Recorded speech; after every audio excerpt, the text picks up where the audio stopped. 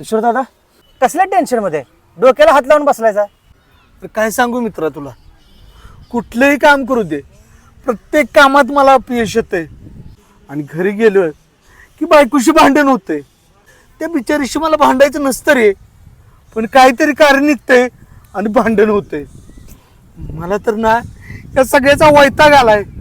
यापेक्षा का मेलेलं बरं. अडचणी प्रत्येकाच्या आयुष्यात असतात, पण म्हणून असा टोकाचा निर्णय घ्यायचा नाही. मग काय करू? तुम्ही स्वामींना शरण जावा.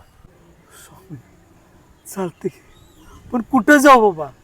अहो आपल्या धोंडेवाडी केंद्रामध्ये हा, येत्या 20 ते 26 तारखेपर्यंत स्वामी समर्थांच्या पुण्यतिथी दिनानिमित्त स्वामी समर्थ अखंड नाम जप यज्ञ सोहळा संपन्न होतोय. तिथं तुम्ही जावा, तुमच्या सगळ्या अडचणी सुटतील. चालते की, पण रोज जायचं यायचं पुन्हा घरी जायचं नको वाटतं रे. अहो ते टेन्शनच नाही. आपल्या गलांडे काकांनी सेविकांसाठी भाविकांसाठी राहण्याची उत्तम सोय केली बघा. म्हणजे बाहेरील लोकांसाठी राहण्याची सोय केली त्यांनी. होय, अरे हे भारी झालं की.